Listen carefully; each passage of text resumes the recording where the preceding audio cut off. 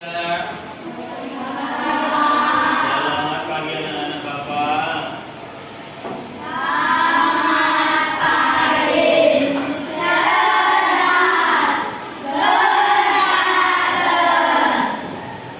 Mulai ya.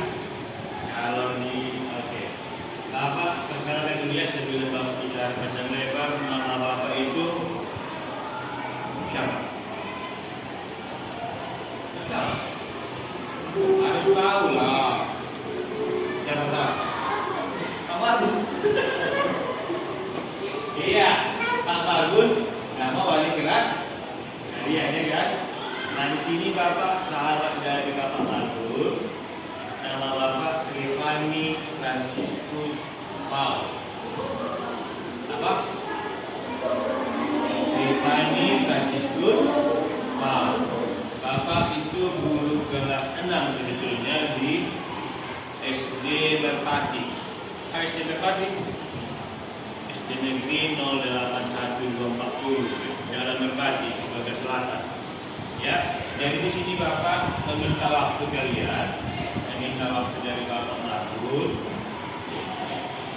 Ada yang mau kami sampaikan mengenai pembelajaran juga. Hanya saja ada kaitannya dengan kegiatan yang Bapak dan Bapak Margun ikuti selama ini tentang coding dan kecerdasan artifisial. Apa itu coding dan kecerdasan artifisial? Mungkin kalian sudah dapat dari Bapak Margun ya. Sudah pernah dijelaskan? Sudah pernah kan? Belum? Pastinya sudah. Yang kemarin di laboratorium ya. Karena kalian kan punya tik di sini ya kan? Ada kan? Kalau kalian itu sungguh bersyukur ada tiknya. Di sekolah Bapak tidak ada tik karena sarananya kurang, perlengkapan kami kurang. Nah jadi di sini secara singkat coding dan kecerdasan artifisial itu maksudnya pemerintah itu mau memberikan kalian kompetensi, mau menyamakan otak kalian itu sama dengan otak komputer. Bisa kira-kira? Bisa? Bisa dong, ya kan? Pasti bisa ya kan? Siapa yang buat komputer? Yang membuat komputer itu siapa? Yang menciptakan komputer? Manusia. Ya kan? Yang menciptakan komputer kan manusia.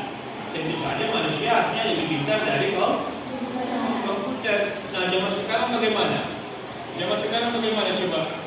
Semua punya handphone? Punya. Boleh bawa handphone ke sekolah? Nah, boleh. Tapi mungkin suatu saat boleh diizinkan sama Bapak Margun. Ya kan Pak Margun kan? Bila ada gunanya. Untuk apa kayak gunanya handphone sama kalian? Untuk mencari handphone. Apa lagi? Alat belajar. Nah, contohnya ada yang tahu anak handphone, iya kan? Iya kan? Nah, contoh apa itu coding? Main handphone, tengok Google. Apa itu coding? Langsung dikasih tahu jawabannya kan? Iya kan? Dari mana komputer itu bisa begitu? Siapa yang membuat itu? Manusia. Jadi harusnya manusia itu lebih pintar dari komputer. Nah sekarang mungkin kita kan masih jangan dulu seperti komputer semua tahunya. Yang kalian cukup untuk tingkat SD contoh hari ini kalian SD kelas berapa ini? Kelas 5A. Tadi sudah Bapak sedikit bertanya. Siapa tadi ketua kelasnya? Namanya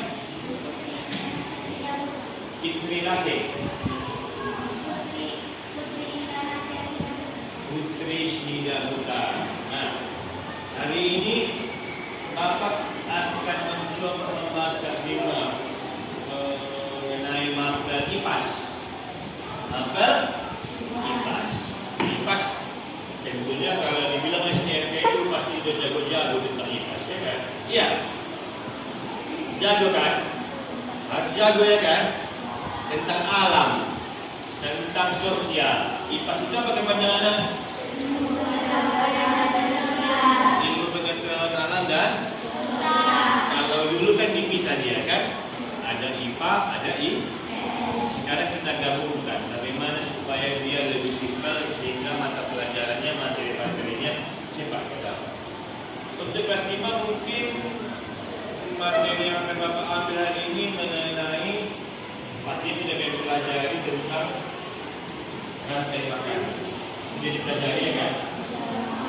Belum masuk ke rantai makanan, Bapak masuk dulu tentang makhluk hidup.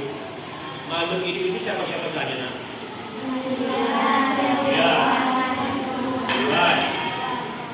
hewan. Ada lagi? Manusia, tumbuhan. Siapa yang menciptakan ini nak? Tuhan, ya kan? Tuhan yang menciptakan ini, ya kan? Dibuatlah kita tinggal di bumi. Bumi ini dibuat sedemikian rupa sehingga kau bisa lebih bagus. Bagaimana kita bisa bertahan hidup di bumi? Apa? Ya. Makan, minum, bernafas. Itu saja. Makan, minum, bernafas. Cukup itu. Ada yang lain? Apa? Kenapa bisa banyak orang di bumi? Berkembang biak. Ada yang berkembang biak juga, ya kan? Kalau tak berkembang biak, mana mungkin punahlah kita, ya kan? Seperti apa saja makhluk ini sudah punah. Harimau Jawa, apa? Harimau Bali, baru harimau Sibolga, apa? Badak Jawa. Kalau dibilang punah mungkin belum punah, cuma jumlahnya sudah boleh langka. Kalau yang betul-betul punah itu ada zaman dahulu hewan di bumi ini, tapi sudah tak nampak. Apa ya? Dinosaurus, apa lagi? Brontosaurus, apa lagi? T-Rex, apa lagi?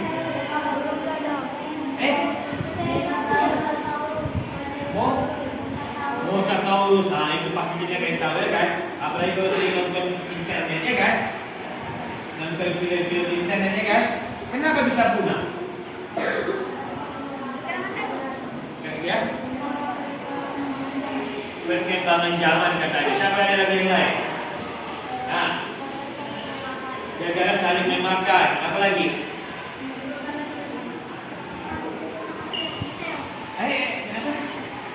Gak apa, bilang. Mati terkena meteor. Oke. Jadi tempatnya semua sudah betul. Semua saling mangsa di mangsa. Cuma mungkin pada saat itu zaman dahulu kala lebih banyak memangsa ya kan.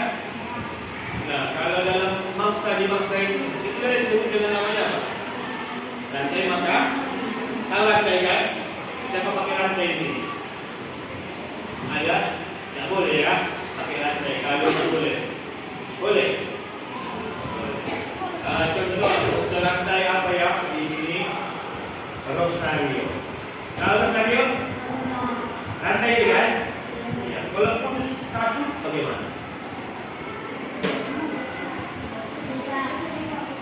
Ya, semua budi-budian, ya kan? Hancur, ya kan? Begitu juga tentang rantai makanan. Kalau pemangsanya lebih banyak, maka rantai makanan itu bisa punah. Dalam rantai makanan itu kira-kira apa yang penting? Harus ada produsen, baru konsumen. Konsumen itu adalah bertahap. Ada konsumen 1, kedua, 3 dan seterusnya. Ya kan? Begitu kan? Ya kan? Betul tidak? Nah, coba dulu Bapak sebutkan salah satu ekosistem yang ada di persawahan.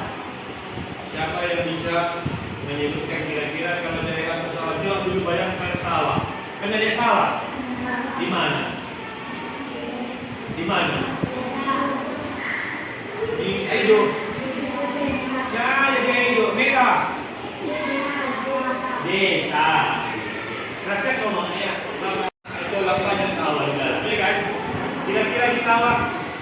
siapa yang menjadi produsen? Tadi. Dia menjadi produsen. Konsumen pertamanya siapa? Biasanya. Hah? Tikus. Apa lagi? Belalang. Apa lagi? Banyak kan? Kupu-kupu. Kupu-kupu tidak ya. Burung, ya kan? Burung. Setelah konsumen pertama, ada namanya konsumen kedua, ya kan? Konsumen kedua memangsa siapa? Contoh apa lagi konsumen kedua? Ular. Ular memangsa siapa? Tikus, ya kan? Selain ular ada lagi? Kodok. Kodok memangsa siapa? Belalang. Selanjutnya ada namanya konsumen ketiga. Kira-kira siapa? Elang. Elang memangsa siapa? Ular. Ada lagi di mangsanya? Kodok. Iya. Nah, kalau elang konsumen ketiga, konsumen keempat adakah? Hah? Coba pikir-pikir. Ada? Tidak ada ya mungkin ya. Tapi bisa saja elang ketemu sama elang berantem, akhirnya mati. Ketika elang mati bagaimana terjadi? Apa yang terjadi? Hah? Kalau elang mati bagaimana terjadi? Woi, ya. Ular akan semakin banyak. Oke, ular semakin banyak. Terus, kalau ular semakin banyak apa terjadi? Tikus.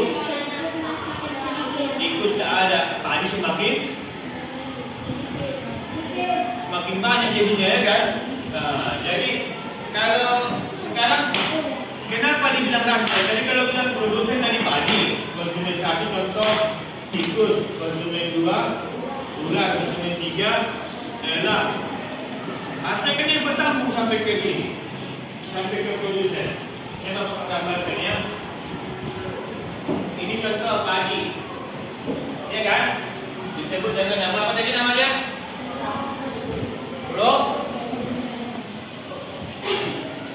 Konsumen satu, ya kan? Apa yang bilang tadi? Tikus. Jangan tikus.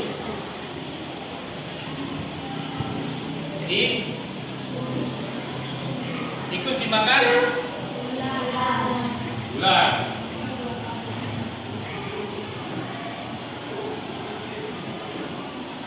Ular dimakan elang. Maaf ya kalau tak bagus gambarnya ya. Apakah ini disebut rantai makanan? Apakah sudah rantai? Kalau rantai itu bagaimana? Sambung dia kan? Nah, di sini bagaimana? Itu. Siapa nama Ustaz? Saya. Iya, ada di sini namanya apa? Pengurai. Seperti yang bilang tadi, elang jumpa sama elang mungkin berantem, akhirnya mati.